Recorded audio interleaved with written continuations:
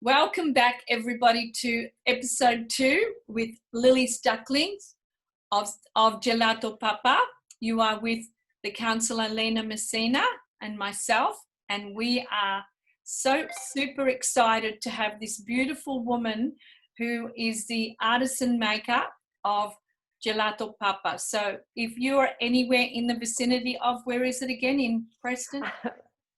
14A Gilbert Road, Preston. Preston, and wonderful. Soon to open in Fairfield at the Nightingale building. Yes, which is the right beautiful Nightingale. Ready to open up her own second store. So that is just wonderful. Such an inspiration to many, many women. So in women power. No, forget about it. God, we've had a few guys. Now we need women power here. I know, we need more. Okay. So tell us a little bit about the flavours and what gelato means to you too. Okay, I guess because I do make my gelato from scratch, there's no limit with my flavours. I can turn any ingredient basically into a gelato flavour. So that's why I've had some weird and wonderful flavours over the years, like gorgonzola and quince, olive oil. Olive oil.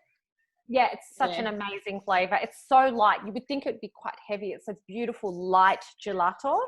And the one I love to make, I make it on special occasions, is the Sicilian cannoli flavour. So basically it's a deconstructed ricotta cannoli made out of gelato. So I make a ricotta gelato. And then I will put cannoli shells through it. I usually use cannoli shells from... Oh, that sounds delicious. I know. From Eat Cannoli, our friends at Eat Cannoli. So we dip those in chocolate so they don't go soggy and they stay crunchy in your gelato. And what amazing artisans they are as well. They are as well. We can love speak those about guys. Dom and Caitlin. Yeah, they're great. I love them. Yep. And we put candied fruit and pistachio through it. So it is basically like you're having a ricotta cannoli, but in gelato form. It's like a cassata. It sounds like a cassata. Yeah. With the candied oranges and lemons. Yes. Yeah. Ricotta based, but it's got the beautiful. So guess what? The king and the queen have amalgamated. The cassata and the cannolo have amalgamated. So let's talk about some of the traditional flavors. Like, for example, chocolate. Chocolate, there's different flavors and textures of chocolate. Yeah. So we do. Let's talk about the chocolate. So we also do chocolate. Being in the north, there are lots of people that don't eat dairy or animal products. So we do a chocolate sorbet. Well, we call it Jaffa. We put orange through it. So it's a very rich, dark chocolate orange flavour. My God, that sounds delicious. So good. And then we do just your straight normal chocolate. And then we also do a Nutella, which is chocolate and hazelnut. So they're always standards on our menu. And then we'll just experiment. Sometimes I haven't done it for a while. We did it the first year. I actually did a chili chocolate during winter. I had that. I love chili chocolate. A bit of oomph. But you were just telling us before that you did a gorgonzola gelato. Yeah. So So basically, how did you? My brain just gorgonzola. Yeah. That was a polarizing flavor. People did not know how to take that one because that one it's one that sort of crosses that boundary between savory and sweet. Yeah. I used a lot of gorgonzola in that recipe, and the ladies at Gervasi, because that's my local Italian grocery in Melbourne, I asked them for 3 kilos of gorgonzola, and they're like, "What are you doing with all this gorgonzola?" I said, "I'm making gelato." Lily, tell me, do you do much with figs? Like, do you like to? So what? Every year, I love figs. So where possible, we like to use locally sourced ingredients. And I've got a few people that are fantastic and they'll always provide me with different local ingredients. So, but my next door, as an Italian, if you've got a tree that overhangs into your yard, the fruit's yours. I've got a big one here, actually. Actually, you can come to my place. So, I've got some fennel. Actually, a fennel gelato. Oh my donna. yeah. I'm Like bringing wild fennel. All right. I've got some wild fennel. I'm bringing it to your place. All Okay. right. All right. So every year we make a cinnamon fig, cinnamon gelato with fig jam, or else we'd use just a straight fig gelato that comes off the tree. The fruit comes off the tree. What and I've got a about friend. a Nespoli? Have you ever done a Nespoli? Yeah, one? you know what? We tested Nespoli, but they're very tricky because you've got the pips Too in much them. water too. They'd have a lot And of too much water, and they were too sweet. It just didn't work, and the color was very ugly. So I'm like, it just didn't work, the Nespoli. Yeah. Have you thought about don't laugh, coffee and sambuca gelato? Can we make one? At the moment, I've got a tiramisu gelato, and we've soaked a Saviades in a coffee and coffee liqueur. Have you done a grappa one? I haven't done a grappa one just yet. Yeah, no, I haven't done grappa. I have to. I think I'd like to do a limoncello next. A nice summery limoncello. Limoncello's beautiful. That would be a great idea. I'm getting the orange limoncello from Sicily. Orangello. Oh, it's Orange so beautiful. cello. That's delicious. Yeah. You know, my mouth is salivating. It's building up and it's building up. And it's like, you know, I think what we said, what was you saying before? I'm not going to take it away because you had a really good description of what you did, well, your time in Piedemonte. Can you just share that? Because you said something and it was like, oh, that's just my life. Go back to what you did. Can we go back to that, Lily? Look, it was a very difficult 3 weeks where it was gelato by day and wine by night because I was in the middle of one of the one of the most amazing wine regions. Like some of my favourite wines. Your liver would have been kicking something bad. Can I just share with you what just happened this morning? I got an inbox from Miguel Iushi. Everybody knows who Miguel Iushi is. He's a chef. And he said, Lina, I've dropped off some homemade wine. Can you go to Lucchini's and pick it up? You like, get this homemade wine. It's like, this is what we do. Isn't it just like being in the villages of, you know, Sorfino or Milano or Milazzo? That's what you represent, Lina. And that's what you do, because people, when they connect with you, they feel that connection, that instant connection of home. Yeah, yeah. But, you know, we do that as well. Like, I don't know if you know the guys from Melbourne, Arancini. Yes, I do. Yeah, they're amazing. What about an arancini gelato?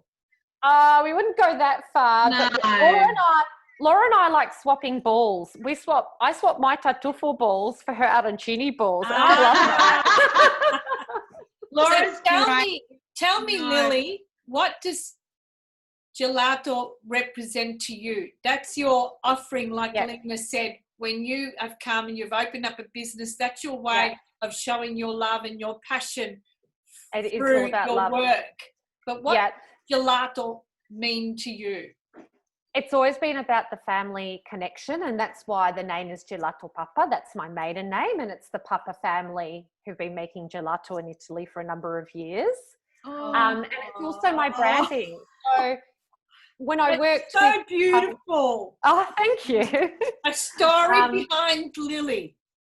Yeah, and the gelato. Yes. And that's a book. When I worked with the we should do a children's book, Lily and the Gelato. You're so funny. I can see that. I can see that, Lily. Yeah. Lily and the Gelato. And the theme of the store. I actually can see that, Lily and the Gelato. Yeah. Anyway, sorry. After I open up the second store, Lina, I'll start working on the children's book. Okay. And when it was time to design the brand, I had all these, you know, my branding person came back with all these wonderful designs and so forth, but they didn't resonate. They felt empty. And I was like, this is about my connection to my heritage and my family. It's personal. And as a child, I used to play scorpa and briscola with my dad all the time. Do you have an emblem of your near you? Do you have one near you? I don't have one near me, unfortunately. Okay, well, Lina's probably going to look it up while you've continued. No. I actually was about to post. I'm so excited and about to interview Lily from Gelato. Here you go. Can you see that? There you go. Yeah, there you go. That's beautiful. That right, and it's a black. That's what she wrote. There you go. Look, we are Gelato. I don't even know if you can see it that way. Yep. So I just looked it up beforehand.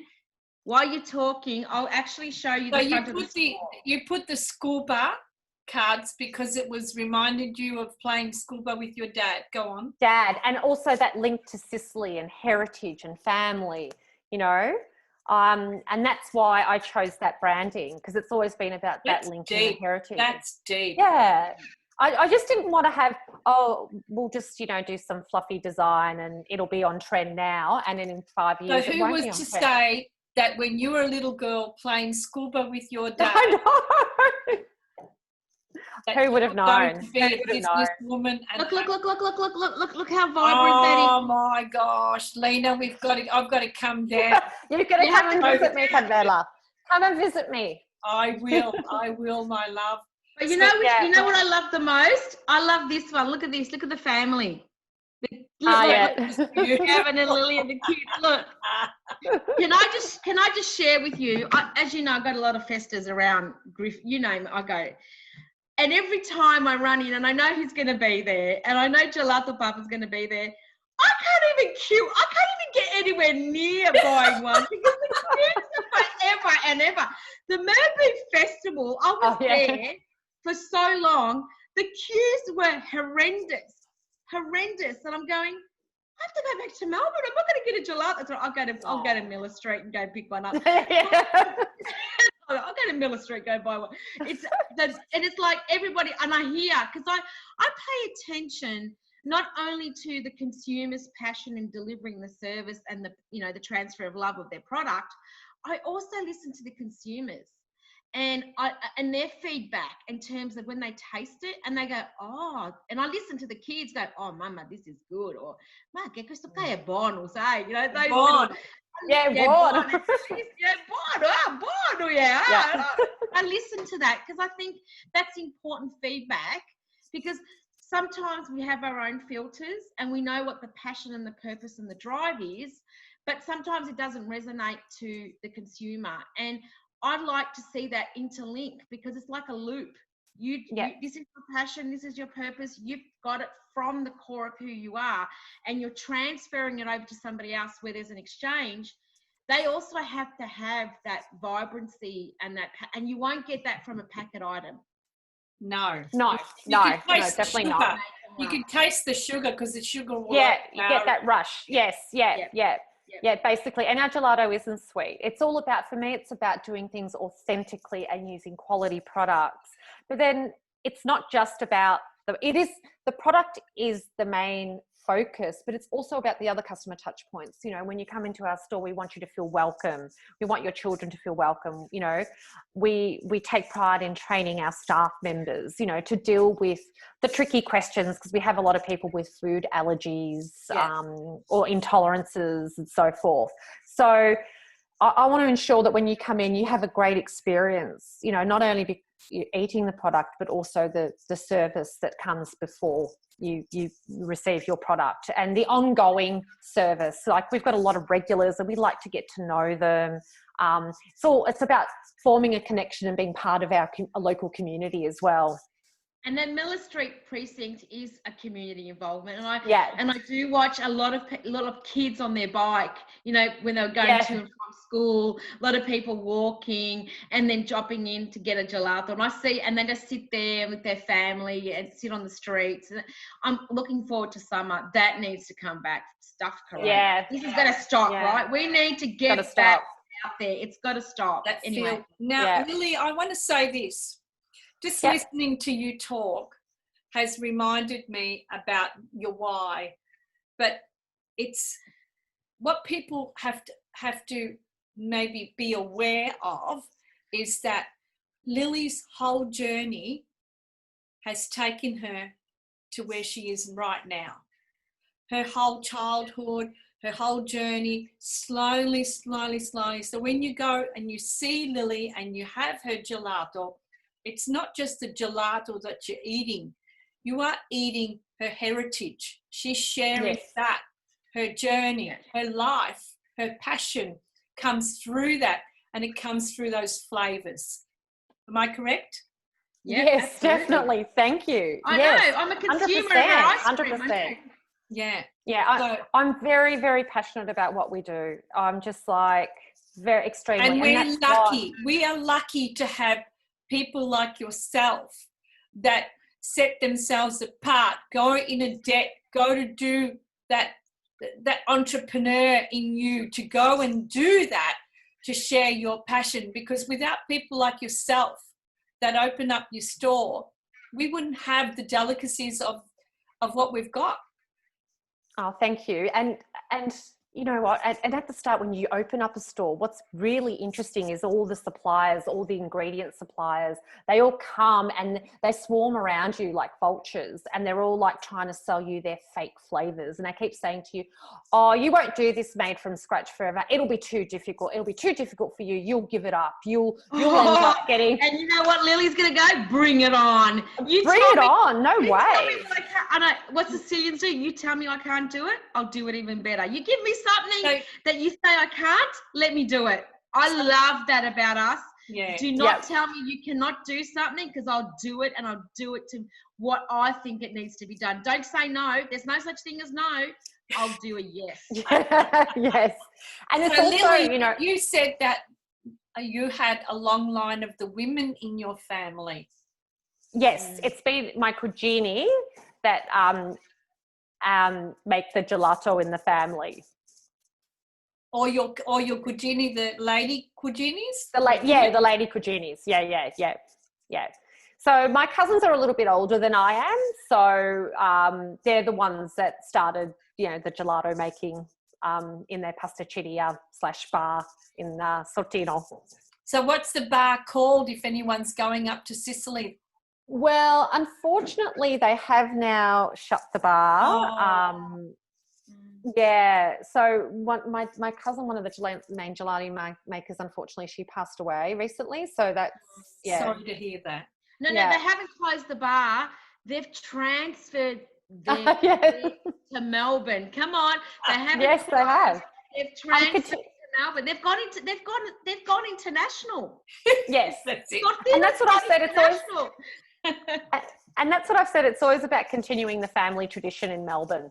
And hopefully I can pass it on to my daughter as well. I know. So tell me about your children.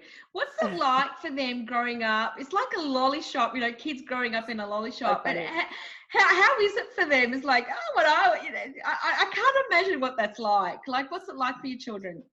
I think the most hilarious thing that they've said was when we first opened, they were eating breakfast, and Xavier, he's 12 and Eve's 8. They were having a chat, and Eve said to Xavier, do you think it would have been better if Mum opened up a lolly store or the gelato store? They love it. They are my biggest critics. They're the ones that always like harass me about bringing back certain flavors. They're awesome. They're right into it. Xavier's more about front of house. He's about customer service, and he's about the finances. Yes. Bravo. Where Eve's more about being out the back and being creative. So wow, you've got a combination of both. Yeah, good combination. So is there a gelato you'd like to create, but you think there's a barrier in creating that because it could be controversial in terms of the flavor infusions, or is there something that you're really dying to perfect, but you know there's a secret ingredient in that, and you know, is there going to be a taste testing secret? Maybe you could do date nights, you know, where people can come along and we blindfold them and taste this gelato. I guess we've sort of crossed all boundaries. Like, you know, we did a maple syrup bacon gelato. So get out of here. No. I don't know. I don't know about making a salami gelato. I don't know if I'd go that far. A Sicilian salami. Come on, porchetta. Maybe we could do fennel. Fennel. No, I would love to taste a fennel and oh God. A fennel and and blood orange. What about blood orange and fennel? Oh, come on. I'll make you some especially, Lina.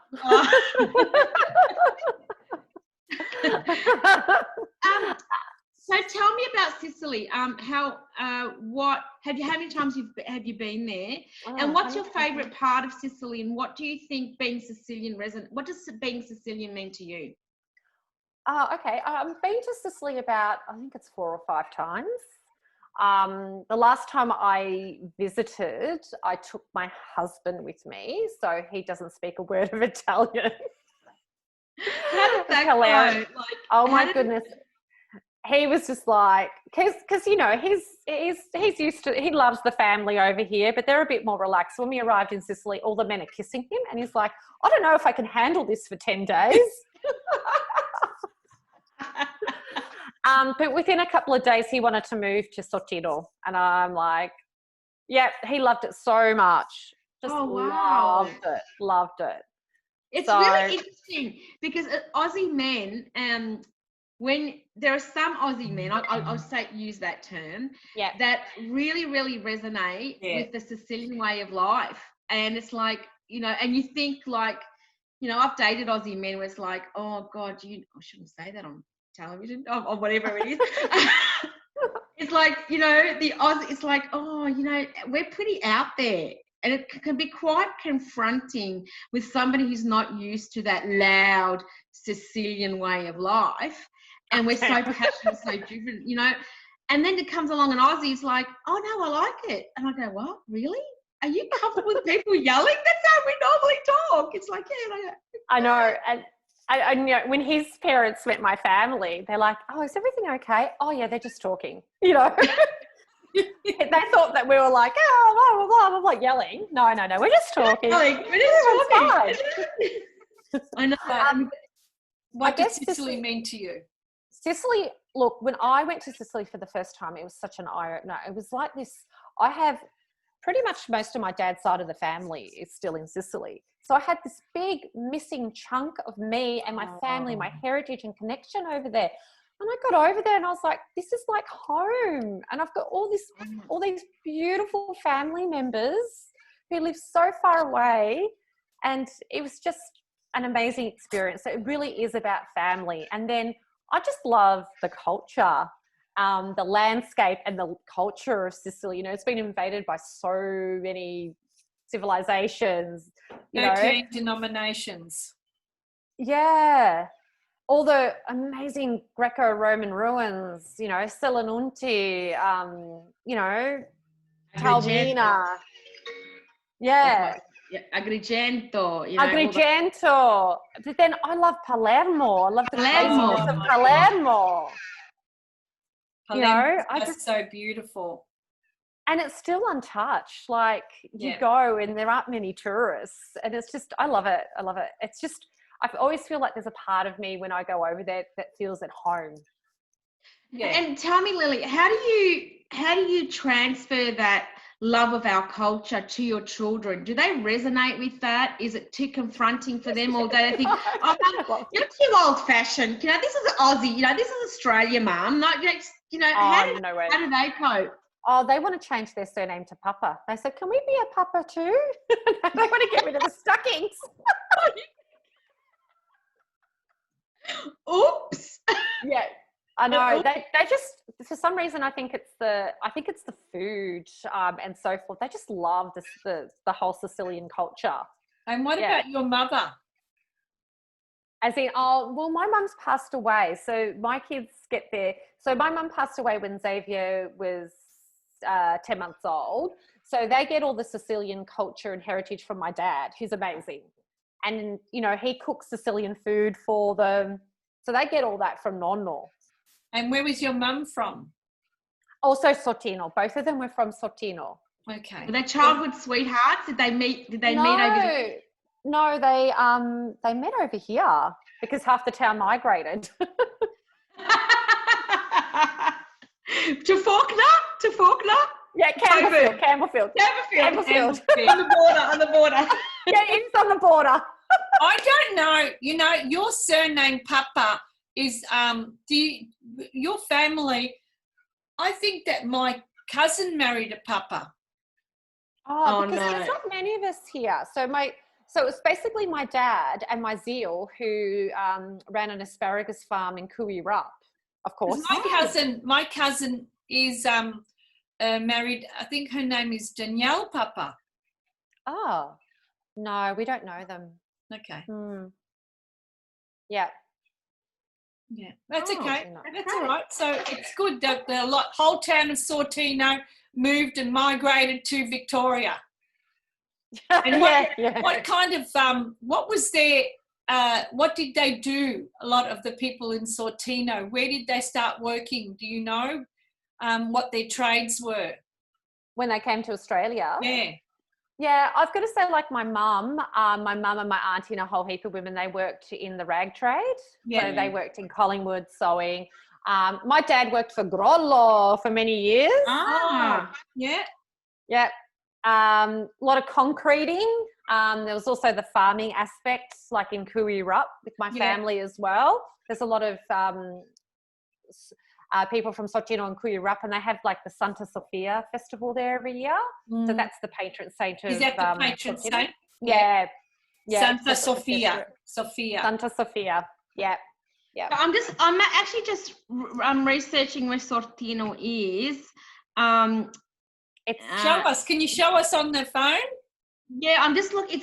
I just changed it. It's basically right near Pantalica. So it's basically. Where the cheese comes from, that big cheese. Yeah. So the Pantalica family are from Sortino as well. Oh, well, Lina, they're the next ones we've got to interview. Right. And it's really, it says Santa Sofia is a patron saint. Interesting, they spell it with a PH, whereas I thought Sophia was spelt with an F. That's really interesting. That's a little bit of controversial there. Yeah. But I was just reading now, Pantalica, that was the caves. So what happened? Yeah, it was an ancient necropolis. Yes, and then when there was the war in World War II, a lot of the Sicilians flew and hid in these particular caves along the Pantalica and Siragusa region, the Provincia Siragusa, because they have more of those. Whereas in Provincia Catania, there aren't any of those caves, but in Provincia Siragusa, I actually went and saw a few of those actually. Oh, did you? I did. The first time I went in 1990, when I went to, this is the first time I went to just explore more of it, and I went into those caves, which is really interesting because you wouldn't even, they're like a chameleon. They're hidden into the rock surfaces, and you don't even know that there's entry points into those caves. You just, all of a sudden they're there and you don't even know that they're there. So it was a safe haven during World War II for the Sicilians when there was the invasion. So they're really that is something to explore when you go into Sicily, to have a look at areas. And the Pantalica family herded their sheep as well through the caves and stuff like that. So that's, and that's where the name comes from, I guess, I'm pretty sure that's where the name comes. I could be making that one up, but We don't know. Sometimes our names don't come from the region that we're given. Yes.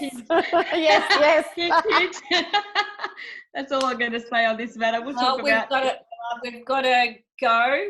Our time is up. So thank you so much, Lilly. You shared your life, your whole family story, which is wonderful.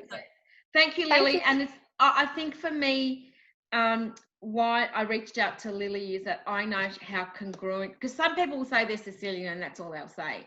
But I'm interested in meeting the people that say they're Sicilian, because I want to know about the journey and what that impact of that life and the culture has on them and how that continues. And somebody like Lilly is congruent with her actions and what being Sicilian. And it's just not about food. It's about family. It's about that exchange of that fire and that passion and what it means to you. Because you could be a joiner and still have that link to your traditional values, or you can even be a train driver and you know, it doesn't matter. And I know we generally resonate with food, but you've able to use the infusion between not only of our Sicilian food culture, but then you've gone far and beyond and used other food substances to deliver that. But the other thing also is you've said no to packaged stuff and said, I'm going to do things the authentic way, because the authentic way is going back to basis. And our people, you know, that live today want to eat good, authentic food. We don't want to be surviving off stuff that's coming from a packet. So I just wanted to say thank you for sharing your journey with us, your culture that resonates with true to your authentic self and who you are. Thank you. Thanks for having me. It's evident, you know, it's evident when you walk into your store. Now I'm going to ring up. It's going to get a text saying, gelato. I just got a text saying, we have a gelato tomorrow. I go, yeah, okay, what flavour? So thank you. Thank you for having me. No, you're welcome, my darling. Thank you so much. Thank you for letting me share my story. Thank you. I will. Ciao. Bye. Thank you, and we'll get Lily on another episode and through summer, and she can maybe in her store we could do once COVID's gone. Yes. We'll do a little we'll do some gelato and some live gelato. That'll be so good, and share it too, because we're getting people from America tuning in. Oh, really? Yeah. Oh, yep. And Sicily. Yeah. It's like, whoa, okay. So hello to all the Stuckings. All this set of goodies. So Lina and our relationship has birthed Sicilian Queens, and Sicilian Queens is about discovering all the Sicilians of the world and sharing it to the world. Yeah, I love it. I love your mission. That's all it is. It's all voluntary. It's all voluntary. We don't get paid for it. It's doing it in our free time. It's part of our passion, because we want to know, we know how many Sicilians that have gone and expand in all different parts of the world, including we'll probably end up interviewing people in Sicily as well that we know. And that's what it's about. It's about sharing the Sicilian to the world, because the Sicilian is multicultural. We adapt in wherever we are. So thank you, everybody, for listening in. Thank you, and Bradley. see us the next time of Sicilian Queens. Bye. Ciao.